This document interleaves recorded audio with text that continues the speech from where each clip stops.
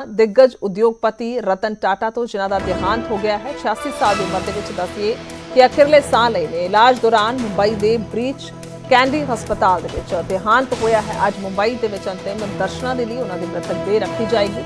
सरकारी सन्मानां दे नाल रतन टाटा दा संस्कार होएगा। महाराष्ट्र ते झारखंड सरकार ने दसिए कि एक दिन दे सरकारी सोग का ऐलान कर दिता है। रतन टाटा के देहांत से देश भर के सोग की लहर है। राष्ट्रपति प्रधानमंत्री ने इस नूं लैके दुख जाहिर किया है। रतन टाटा दूरदर्शी बिजनेस लीडर और एक दयालु आत्मा सन। पीएम मोदी ने यह कहा है रतन टाटा ने व्यापार और परोपकार दोवां ते अमिट छाप छड्डी है। राहुल गांधी की स्टेटमेंट आई है और नाल ही रतन टाटा एक मशहूर उद्योगपति एक सच्चे राष्ट्रवादी सन। अमित शाह ये कहते हुए नजर आए ने तो मुकेश अंबानी ने कहा कि रतन टाटा के देहांत से उन्होंने जो दुख जताया और नाल ही कहा कि मैं एक प्यारा दोस्त गवा दिता है।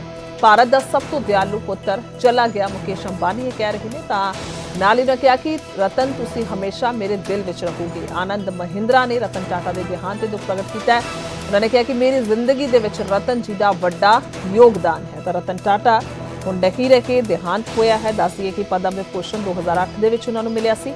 इस इलावा 2000 के उन्होंने मिलिया सी सर्वोच्च नागरिक सम्मान और कुल मिला के 1937 के उन्होंने जन्म होया और हुण 86 साल की उम्र आखिरले साल है।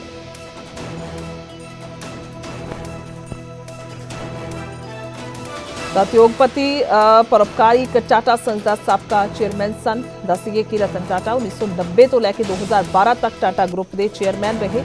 फिर अक्टूबर 2016 तो लैके फरवरी 2017 तक अंतरिम चेयरमैन के वजों इसके चैरिटेबल ट्रस्टां की अगवाई करते रहे। भारत के 2 नागरिक पुरस्कार पद्म विभूषण 2008 और दूजा सर्वोच्च नागरिक सम्मान और पद्म विभूषण 2000 तीजा सब तो सर्वोच्च सम्मान का प्राप्त करता सन रतन टाटा। इस तस्वीर उन्होंने तुहानूं दिखा रहे हैं पुरानियां तस्वीर यानी कि कुल मिला के खास तौर पर जो शुरुआत जी है वो की गई सी उस वेले और 1937 के रतन टाटा का जन्म होया। टाटा परिवार के वारस सन। नवल टाटा के एक पुत्र सन जिस बाद टाटा ग्रुप के संस्थापक जमशेदी टाटा के पुत्र रतन जी टाटा ने गोद ले लिया सी। उसने दस दिए कि इन्होंने खास तौर पर Cornell university college of architecture और हार्वर्ड बिजनेस स्कूल के पढ़ाई की सी। 1961 अपनी कंपनी च शामिल हुए सन और उस समय टाटा स्टील की दुकान के फ्लोर पर काम करते सन। 1991 का जिक्र किया जाए तो JRD टाटा की रिटायरमेंट तो बाद उन्होंने उत्तराधिकारी बनाया गया। कुल मिला के हाल ही की गल की जाए तो वक्-वक् स्टेटमेंट्स भी सामने आईयां ने यानी कि सब के वलों दुख जाहिर किया जा रहा है। जेकर शुरुआत की गल की जाए तो ब्रिटिश राज के दौरान बॉम्बे यानी कि मुंबई के इन्हां दा जन्म होया 28 दिसंबर 1937 और हुण दुनिया नूं अलविदा आख गए ने।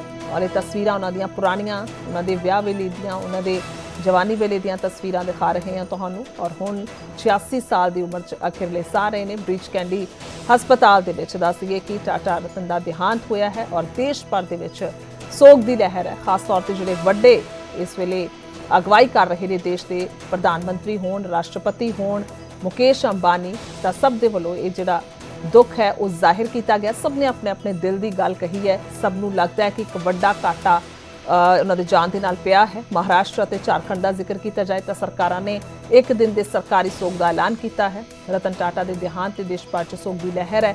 राष्ट्रपति प्रधानमंत्री के वलों दुख जताया गया। पीएम मोदी ने कहा कि रतन टाटा दूरदर्शी बिजनेसमैन बिजनेस लीडर और एक दयालु आत्मा सन। नाल ही राहुल गांधी के वलों भी दस दिए कि बयान दिता गया। उन्होंने भी कहा कि रतन टाटा ने व्यापार और परोपकार दोवां ते अमिट छाप छड्डी है। और रतन टाटा एक मशहूर उद्योगपति और एक सच्चे राष्ट्रवादी सन। अमित शाह की स्टेटमेंट आई है। मुकेश अंबानी ने रतन टाटा के दुख जताया है देहांत से। उन्होंने कहा है कि मैं एक प्यारा दोस्त गवा दिता है। नाल उन्होंने कहा कि भारत का सब तो दयालु पुत्र चला गया। नाल मुकेश अंबानी भी कह रहे हैं कि रतन तुसी हमेशा मेरे दिल दे विच रहोगे। आनंद महिंद्रा ने रतन टाटा के देहांत से दुख प्रगट किया है और उन्होंने कहा कि मेरी जिंदगी के रतन जी का वड्डा योगदान है। तो रतन टाटा नहीं रहे और दुनिया नूं अलविदा कह गए जिस तो बाद वक्-वक् स्टेटमेंट्स आ रही हैं।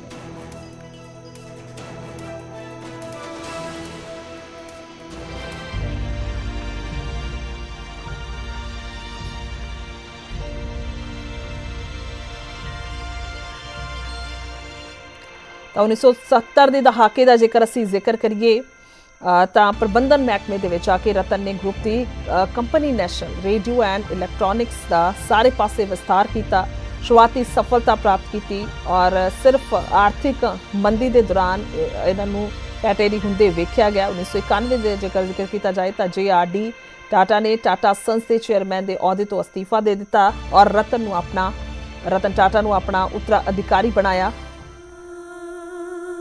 जदों नवीं भूमिका दे विच सैटल हो गए। इस तो इलावा जेकर उन्हां दे स्कूल का जिक्र किया जाए, मुंबई दे विच 8वीं जमात तक उन्होंने पढ़ाई की। उस तो बाद cathedral and John Connell school Mumbai, उस तो बाद शिमला के बिशप कॉटन स्कूल दे विच पढ़ाई की। 1955 दे विच न्यूयॉर्क सिटी के रिवरडेल कंट्री स्कूल तो ग्रैजुएशन की, क्योंकि जेकर इन्ने वड्डे असीं कह लीए बिजनेसमैन जिस तरीके दे नाल उन्हां नूं अवार्ड्स मिले तो उन्हां दी स्कूलिंग कित्थों हुई है, उन्हां दी पढ़ाई जिहड़ी है कॉलेज दी वो कित्थों हुई है, वो भी अपने आप दे विच बेहद मायने रखांदा है। तो 1959 दे विच उन्हां ने फिर कार्नेल यूनीवर्सिटी तो आर्कीटैक्चर दे विच एक डिग्री प्राप्त की। 1975 दे विच हार्वर्ड बिजनेस स्कूल के 7 हफ्ते के एडवांस्ड मैनेजमेंट प्रोग्राम दे विच दाखला लिया। तो ये तस्वीरां असीं दिखा रहे हैं और कुल मिला के दस दिए कि अंतिम संस्कार होएगा तो राष्ट्रीय सोग वो भी ऐलान दिता गया है सरकारां दे वल्लों। झारखंड और महाराष्ट्र दे विच भी यानी कि एक दिन की छुट्टी जिहड़ी है वो सरकारी ऐलानी गई है। 86 साल की उम्र सी तां मुंबई के ब्रीच कैंडी हस्पताल दे विच देहांत होया है और ये भी असीं कह सकते हैं कि तबीयत जिहड़ी है वो नासाज होएगी, जिसकी वजह दे नाल हॉस्पिटलाइज उन्होंने किया गया है।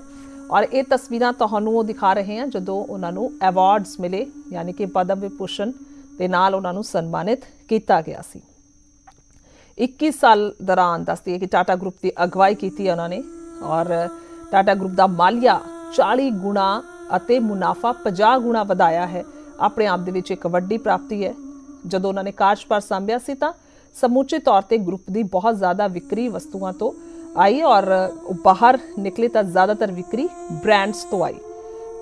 तो दलेरी दे नाल टाटा टी नाल दस दिए कि टैटली और टाटा मोटर्स दे नाल जैगुआर लैंड रोवर और इस तो इलावा टाटा स्टील दे नाल कोर्स नूं हासिल किया, क्योंकि टाटा सब कोई जानता है कि किस तरीके दे नाल एक बेहद वड्डा ब्रांड है और उसनूं किवें अगे वधाउण दे विच रतन टाटा ने अपनी भूमिका अदा की है, उसका असीं जिक्र कर रहे हैं। तो 100 तो वध देशां दे विच संचालन होया कारोबार का, विक्री दे विच 65% तो वध मालिया आया है और टाटा नैनो कार का भी उन्होंने संकल्प लिया सी, ये भी अपने आप दे विच अहम है। जी ये एक बहुत ही सफल उद्योगपति तो थे ही, लेकिन उससे भी बड़े व्यक्ति के रूप में हम उनको देखते हैं। उन्होंने केवल सफल उद्योग नहीं खड़े किए, एक विश्वासार्हता खड़ी की, एक ऐसा ब्रांड खड़ा किया जिसने हमारे देश को एक ग्लोबल इमेज दी और उसके साथ साथ अपनी संपत्ति को टाटा ट्रस्ट में विलीन करते हुए उन्होंने इस विश्वस्त व्यवस्था से, ट्रस्ट से जिस प्रकार के फिलेंथ्रोपिक काम उन्होंने किए हैं, बुनियादी क्षेत्र में हो, समाज और देश के उपयोगी जो कार्य उन्होंने टाटा ट्रस्ट के माध्यम से किए हैं, मैं ऐसा मानता हूं कि जितने महत्वपूर्ण उनके उद्योग हैं उतने महत्वपूर्ण ये कार्य भी है। इसीलिए एक बहुत बड़े मन का व्यक्ति आज हमारे बीच से चला गया है, देश के लिए ये बहुत बड़ा नुकसान है। रतन टाटा जी हमारे में नहीं रहे, ये बहुत ही वेदनादायी दुखद घटना है हमारे लिए, पूरे देश के लिए। पूरे देश का एक अभिमान था, हमारे महाराष्ट्र का भी अभिमान था।